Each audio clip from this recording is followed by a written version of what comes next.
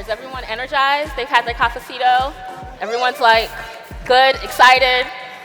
Woo! Hello, Woo. Awesome.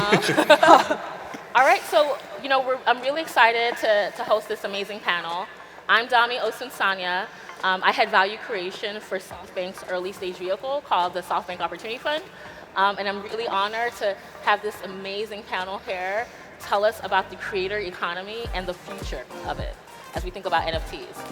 So with that said, I'm going to go ahead and let them introduce themselves and take it from here. Sure. Go for it. Hi, I'm Esther Crawford. I am the product lead for creators at Twitter. Some of the things that includes is our work in creator monetization, crypto, Web3, and I've been at Twitter for almost a year. I was previously the CEO of a company called Squad that was acquired by Twitter. Awesome. My name is Bryce. I run a company called Loot Squad. I'm pretty much an NFT gamer, Twitch streamer, and I tweet entirely too much.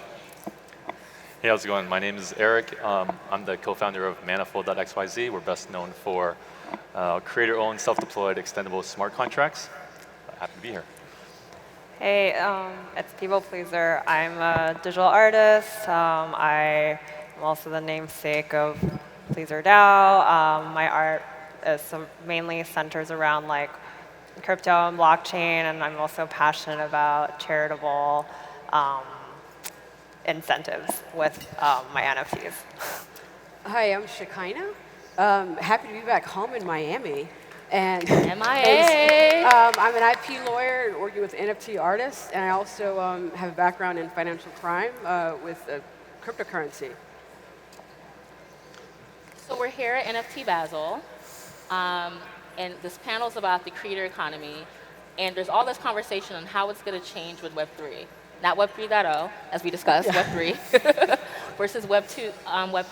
So tell us from all of your perspectives on the benefits for creators as all of this momentum is happening. A year from now, Art Basel was just Art Basel, and we were talking about it backstage, and now Art Basel is essentially NFT Basel. So tell us how creators can really take advantage of this. I'll start with you, Esther. I think the biggest shift is just around ownership. In Web 2, it was very centralized ownership, and the value exchange was really mediated by the platform that you were on.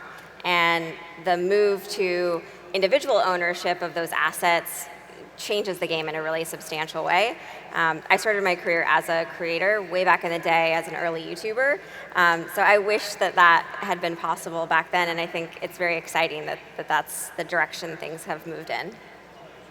Cool.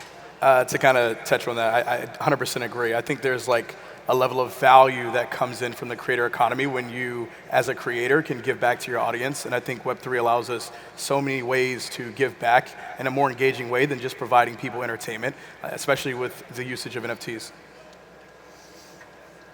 What? I think a lot has been said about this. The trend over the last, I would say, 10 plus years has been an increasing desire to build a connection with the creators behind the content that you're interested in.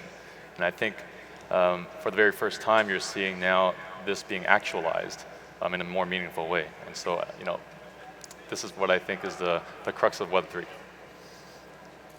Yeah, I think it's the first time that the playing field is being leveled out a bit more. In like a previous Web 2 world where a lot of middlemen are like, it's heavily reliant on the people you know and sort of like getting in that inner circle. And then Web 3, I think, allows creators, and why we're talking about the creator economy, to create your own market, right, without sort of involving these middlemen and gatekeepers in the previous Web 2 world. And right now, it's a lot more about the merit of your work, which is, I think, a lot more rewarding. I'd say for me, I think the strength for artists or creators now is just the negotiation power, with contracts. It's not about just signing off on those, signing all your rights away when it comes to work for hire agreements, but you can now negotiate royalties, and I think that's huge. And people pleaser, I'd love for you to tell about your journey, because we talked about it a lot, of like what it felt like being on Web 2 versus the momentum you've had, and why that's a testament to what's really changed? Yeah, I think maybe like why my story sort of resonates with a lot of people is that like I am truly somebody who was like grassrooted and born from like Web3. Previously in a Web2 world, I was just a random like visual effects artist working in a studio of like hundreds of people. And during the pandemic, when I was jobless, I turned to Web3 sort of just as a resort to just any way to sort of just monetize my work. It wasn't really, and I just luckily got in, at the right place at the right time, and with some hard work, I think my work really resonated with the crypto community, and so.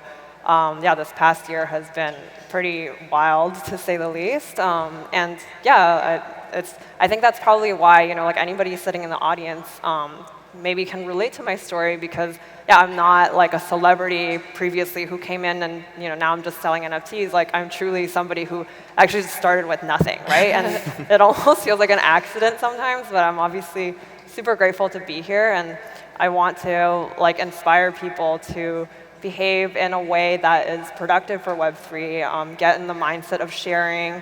It's now like a positive-sum game. We're not fighting for the same resources as we were in Web2, and I think that's really valuable, and I just want to spread that message to more people.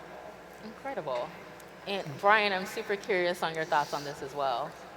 Yeah, I would say my journey was very similar. In April of this year, I hadn't had a MetaMask wallet. I mean, I knew what crypto was from afar, but I didn't even know what like this whole NFT scene was. And I was listening to a podcast. Andrew Steinwald was talking about Axie Infinity and like NFT gaming. And I'm like, yo, what is all of this NFT gaming? I checked it out. It's like these weird little blob creatures. And I'm like, yo, I don't really know what the hell this is, but I guess it's somewhat interesting. So I like dove in and realized no one's really making content on it. No one's streaming it. And I was like, all right, I'll start doing it. And then the next thing I know, here we are sitting on stage at NFT BZL having an amazing time with so many cool creators. So I don't know, I feel like I'm like in a movie half the time now. Everything feels like a simulation. Eric?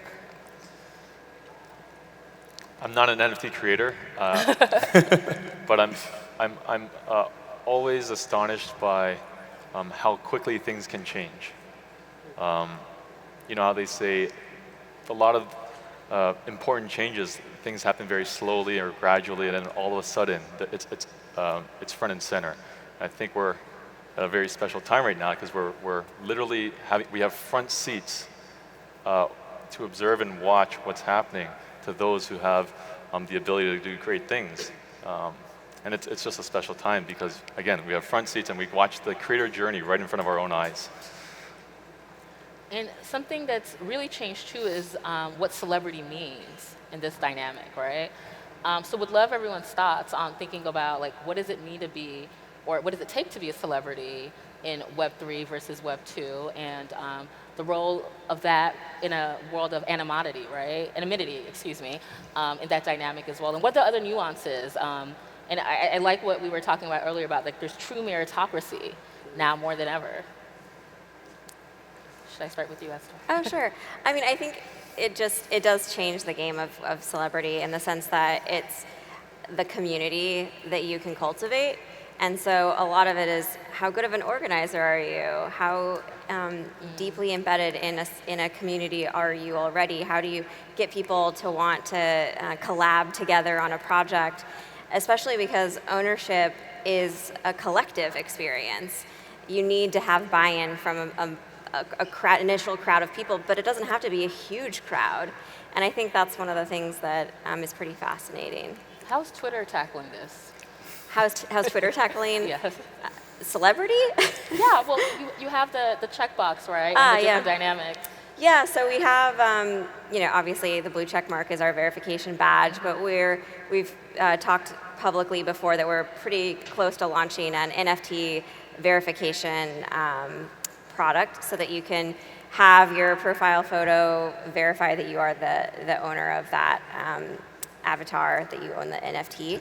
And yeah, I think we're just experimenting. We see that people were changing, their avatars to apes and CryptoPunks and all lazy lions and all the things, and we just wanted to help show the provenance and the ownership. Incredible. Sick.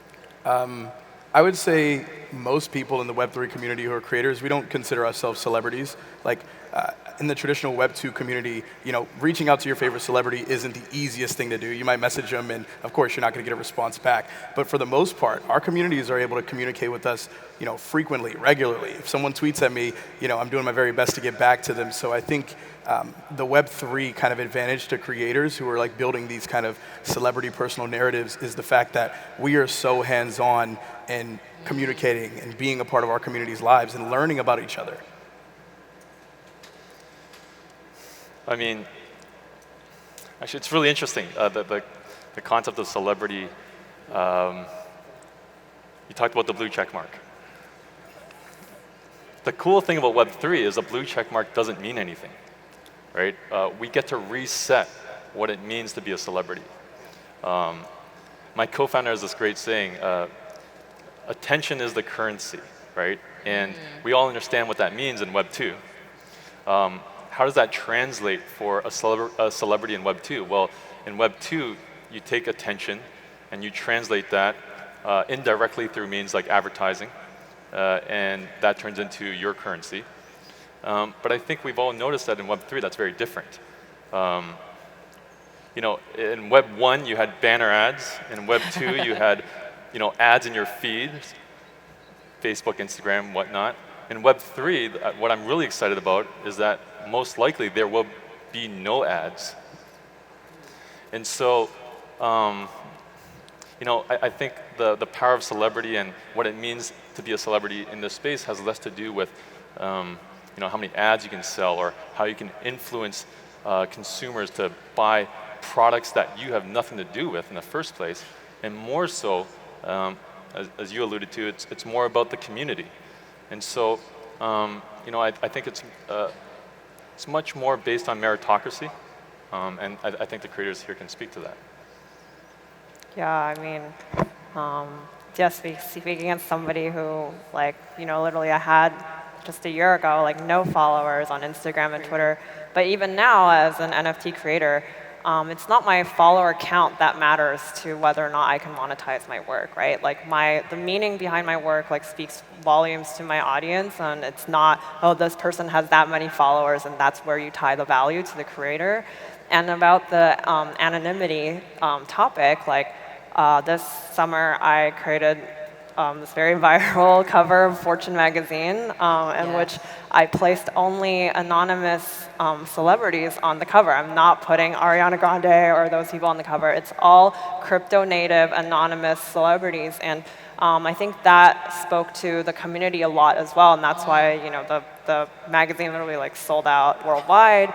And sort of just showing this value change, and I think in Web3 this playground is an even playing field, so that there's no special treatment like in Web2 where if you're a celebrity then you can just come and everybody has to start from the same place. You have to learn how to use MetaMask and really root yourself into getting behind the concepts and ideas of Web3 and why you believe in this technology and why you think it's revolutionary.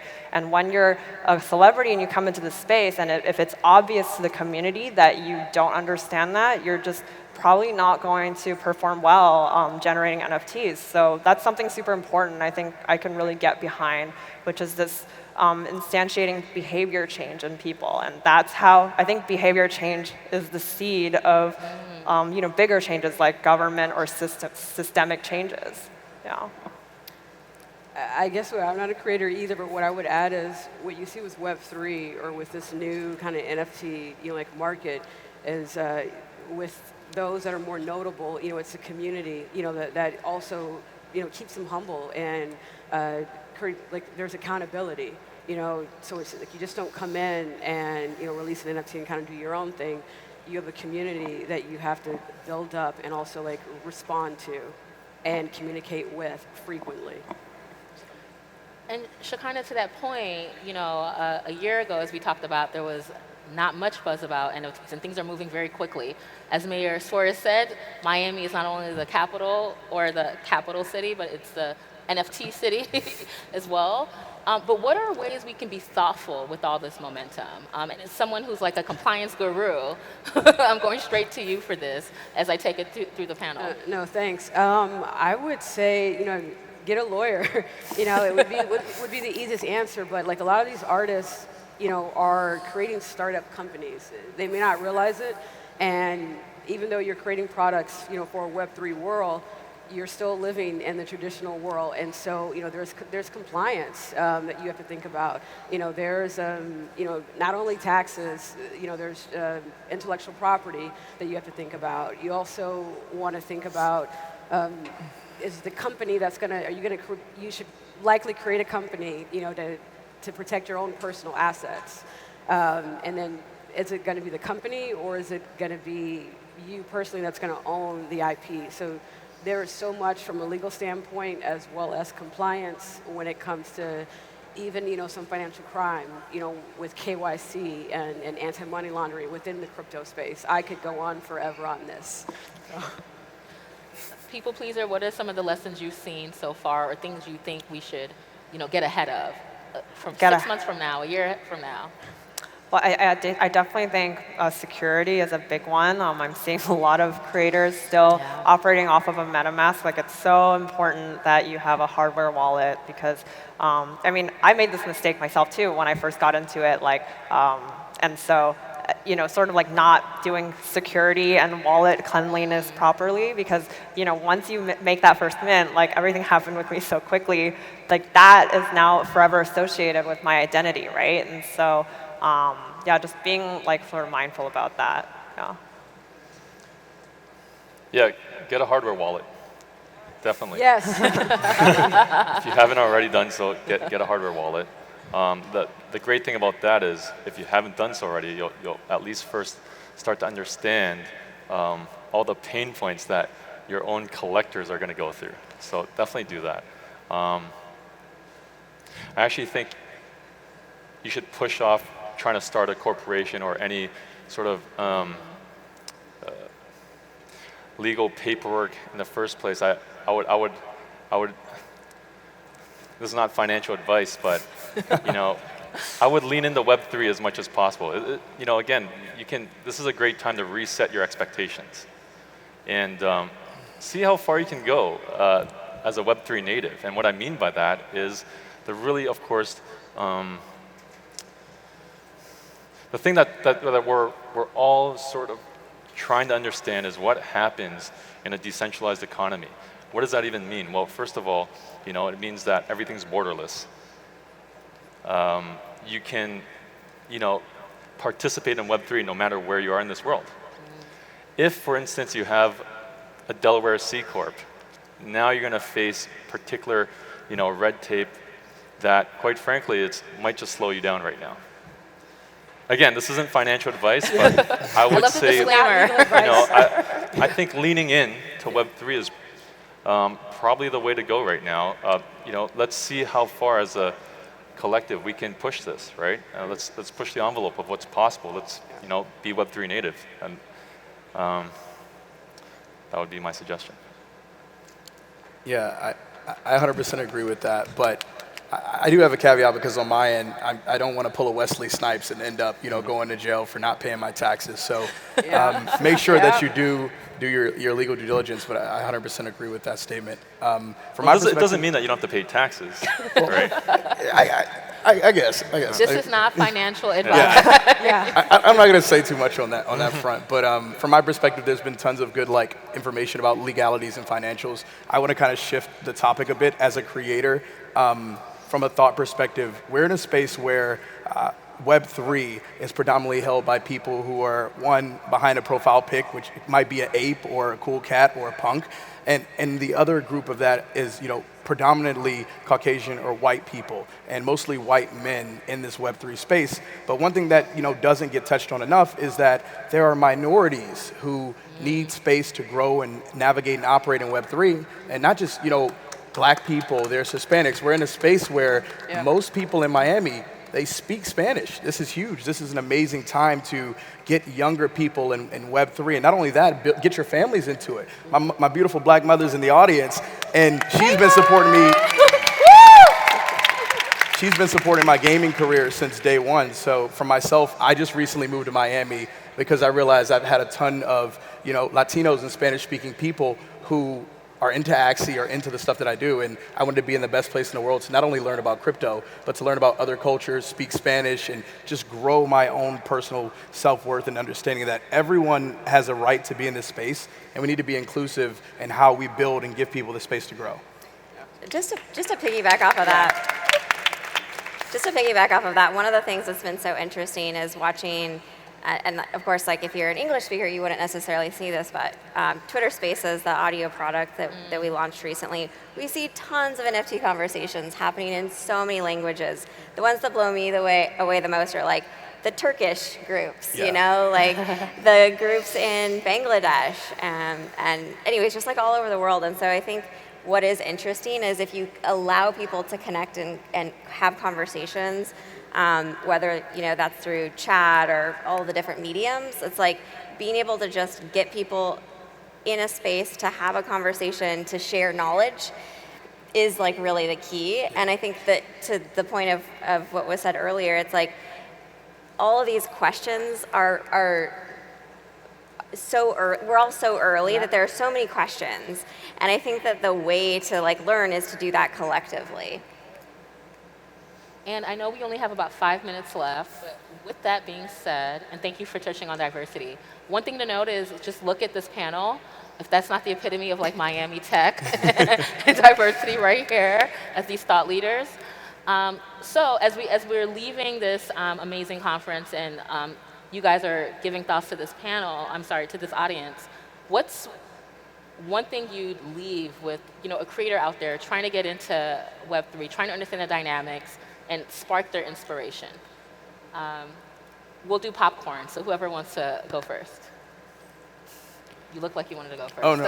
Oh, my God. No, I was seeing if anyone else was going to speak on it. I mean, I owe this person a lot, this woman, because I use her platform as like my main growth hack, just tweeting like 4,000 times a month. So very much going to connect with her on Twitter creation. But the one thing I would say is focus on how you can give back without expecting something in return. A lot of my growth so far in this space has just involved when someone needs something, just helping out, whether it's information or maybe sometimes they need help in minting their first NFT. Being a part of someone's journey for the first time is an experience that they never forget. And if you can be that person that helps them grow, you have no idea how it could change not only your life, but that person's life. So I would say just give without expecting, and you'll find everything you need in Web3. I would jump onto that and say, like, build in public. Like, what you're doing by tweeting all of the time means people have an opportunity to engage. And I think that that's one of the things we can do sometimes is be afraid and be really precious about the thing that we're wanting to build or design. But by doing it more publicly and inviting people into that process, it creates opportunities for all kinds of cool collabs to happen that otherwise wouldn't have.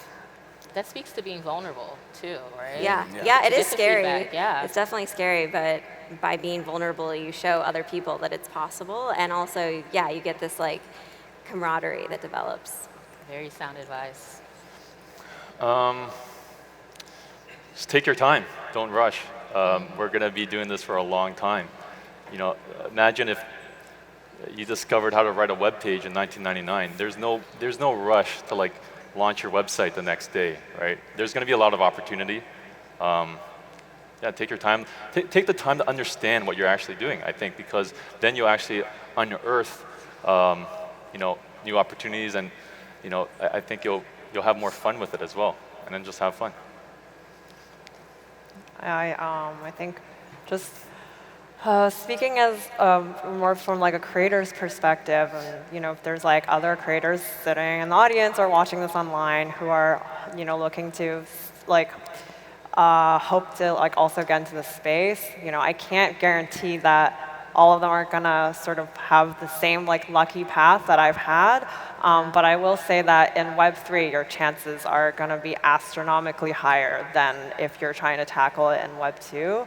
And hopefully, now that I am in this spot with like this platform and voice that I have, that I am preaching values that I believe in, which is sort of like the value of sharing and giving back, and people who are familiar with my work there's always sort of a charitable aspect or a cause that I'm supporting with each mint that I do. It needs to be memorable and has a purpose. And so if I can inspire other creators to do the same, which it seems like I have, that's really rewarding for me. Incredible. You know, I'd say be fearless. You know, don't, you know, you may not understand, you know, crypto, you may not understand fully what an NFT is, but it really is, you know, that next level of opportunity, you know, for so many. And so I would say definitely do research, hop into Twitter Spaces. There's so much going on, you know, like on Twitter when it comes to, you know, NFTs, so much education. There's so many questions that you can ask, you know, as a creator, as someone who, you know, wants to be an entrepreneur and create a business. And so, yeah, don't be afraid. You don't have to be a quote unquote techie person. You can bring your passion, you know, into this space. So don't be afraid of what looks, I don't know, scary to you, if it may look that way. Awesome. Well, I think that's a perfect place to stop. Be fearless, be inspired, and everyone has a Twitter here. No plug intended. So please follow these folks, and thank you guys for having us.